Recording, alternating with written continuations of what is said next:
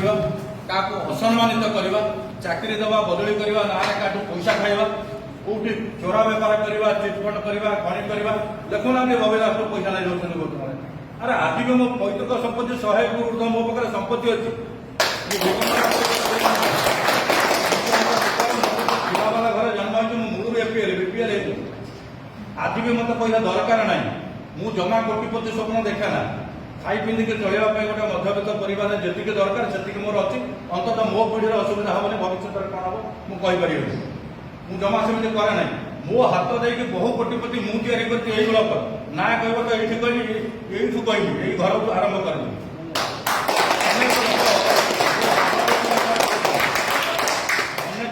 राजनीति शिक्षक जो मैंने बर्तमान मंत्री एमएलए भी आम जिले भी आज भी सेमाने स्वीकार कर जो बाबू मैंने बर्तमान बड़ बड़ नेता होती जिलार समस्त बाबा मान सागर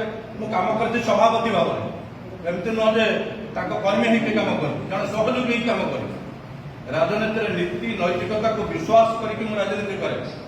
चिट्ठी फंड भाई संस्था कि काट कमिशन खाइबा भाई बस्ता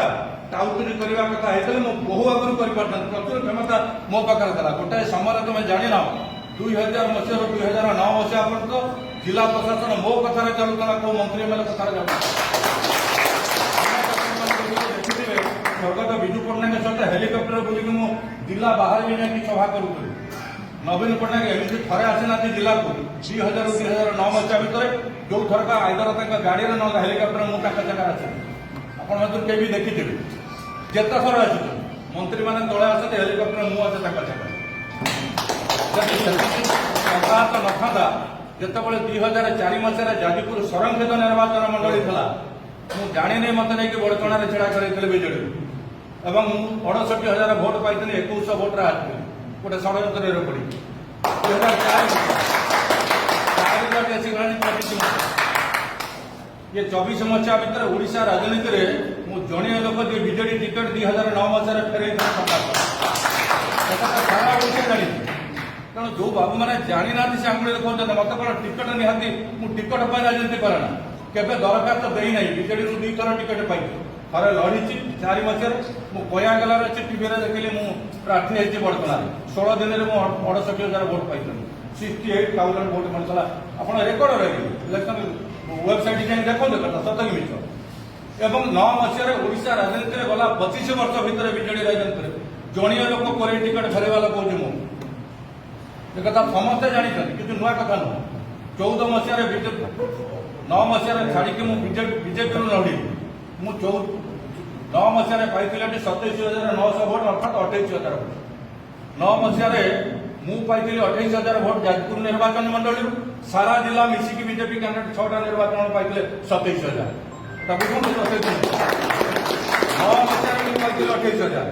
14 मसीह मु प्रार्थी हेली ना प्रार्थी हेली नहीं कि जाजपुर बीजेपी पाइला 17,000 अर्थात 10,000 भोट फेर पछुक गला फिर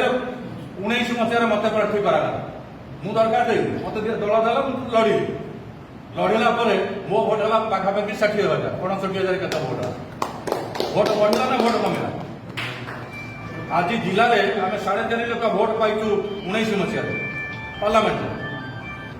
आम पाई 14 मसीह 1.5 लाख भोट 1.5 लाख पाइलु 5 वर्ष पर 19 मसीह 4.5 लाख किसी लोक बुझी होना टेकटा पकाउन कि जिलापा जानी मो जीवन हूँ गोटे सादा कागज जो काली बिंदा लगी ना जो मत सब दल जाति मनमोहन सामल हूँ धर्मेंद्र प्रधान हूँ कि अमित शाह हूँ कि मोदी जी हूँ से ट्राक गोटे देखे ना मो टिकट मुझे टिकट दरखास्त थी तो जी कौटे आम दलर जो भाई मैंने भी आशा करुले किसी अन्याय नुह राजनीति गोटे सुस्थ कंपिटिशन भल समस्त उच्च अभिलाष नहीं कम कर भल सेटा जमा मुझे बाधा देती दिले संग्राम पात्र हूँ पर 2-3 मास है पुलिन पुण आसिले आम मृत्युंजय मिश्र कि जी भी चाहूँ मुझे दिने बाधा देती कि तुम्हें कथा कर ना तुम्हें आप्लिकांट हो ना कि तुम्हें आशा कर ना के शुणी केवे देने कारण हूँ जड़े राजनीति करेंगे जदि ये गोटे साधना ये गोटे तपस्या मु राजनीति के बेपार भावे ना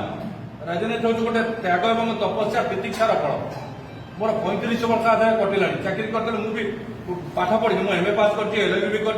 मास्टर इन जर्नालीजम भी कम्प्लीट कर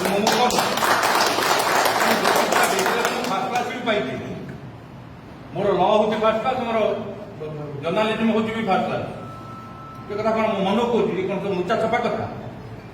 ପାଠଶାଠ ପଢ଼ିଛି, ମୋର ସମ୍ପତ୍ତି ଅଛି, ଘରୋଇ ସମସ୍ୟା ନାହିଁ। ମୋ ଘରକୁ ମଧ୍ୟ ସରକାରୀ ଏବଂ ବେସରକାରୀ ଭାବରେ ବହୁ ଅର୍ଥର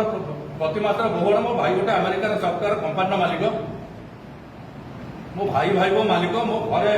2ଟା IAS ଅଫିସର ଅଛନ୍ତି, 3ଟା କ୍ଲାସ୍ 1 ଅଫିସର ଅଛନ୍ତି। ମୋ ତଳ ଭାଇଟା ଗୋଟେ ଡାଇରେକ୍ଟର ଅଛି, ମୋ ଭାଇ ଗୋଟେ ଆଡିସନାଲ ସେକ୍ରେଟାରୀ ଅଛି, ମୋ ଭିଣେଇ ଗୋଟେ କଲେକ୍ଟର ଅଛି, ଜଣେ ଡେପୁଟି ରିଟାୟାର୍ଡ କରିଲେ ମୁଁ କ'ଣ ମାଗିକି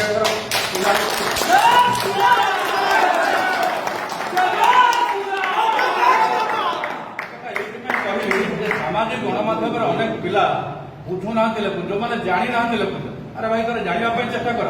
ଆଜି ପର୍ଯ୍ୟନ୍ତ ବିଜେଡି ହଉ କି କଂଗ୍ରେସ ହଉ କୋଉଠି ଦିନେ ଶୁଣିଛନ୍ତି କହିଛନ୍ତି ତମେ ଖାଇଯାଇଛି?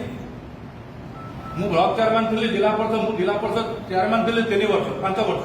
3 ଥର ଷ୍ଟେଟ୍ ଆୱାର୍ଡ ପାଇଛି ଫାର୍ଷ୍ଟ ପ୍ରାଇଜ୍। ଏବଂ କୋଉମାନେ କଲେକ୍ଟର ସେତେବେଳେ ଅରବିନ୍ଦ ପଣ୍ଡି, ଶାଶ୍ୱତ ମିଶ୍ର, ସୁରେନ୍ଦ୍ର କୁମାର ଭଳି ତାନମାନ IAS ଅଫିସର। ତେଣୁ ଇଏ ନ ବୁଝିକି ନିଜ ନୀଳ ଚଷମା ପିନ୍ଧିଲେ ସବୁବେଳେ ଦୁନିଆଟା ନୀଳ ଦେଖାଏ। ତେଣୁ ତମେ ସମସ୍ତଙ୍କୁ ଯଦି ଭାବେ ବାଲିବାଲାଙ୍କୁ ପଇସା ନେଉଥିବେ, କି ଡାଲି ଆରେ କେତେ ପଇସା ଦେବ ମୋଠୁ ନେଉନି। ମୁଁ ଗୋଟିଏ ଦେଇପାରିବି, 500,000 ଟଙ୍କା ଦେଇପାରିବି, ଦଉଛି ଦେଇପାରିବି। ମୋର ବେଶୀ ଦରକାର ନାହିଁ। ମୁଁ ଯଦି ସେ କଥା କରିଥାନ୍ତି ମୁଁ ତ ନିଜେ ବେପାର କରିଥାନ୍ତି। ମୁଁ ସେ ଲାଇନ୍କି ଗଲିନି ମୂଳରୁ। ତ ନ ଜାଣିକି ନ ଶୁଣିକି ଏ ଯୋଉ ଟେକା ପକେଇବା, କାଦୁଅ ଫୋପାଡ଼ିବା, ଇଆଡ଼େ ସିଆଡ଼େ ଲେଖିବା ଏ କଥା କରୁଛନ୍ତି। ତେଣୁ ହାତ ଯୋଡ଼ିକି ଅନୁରୋଧ କରୁଛି, ଯଦି କିଏ କରୁଛ,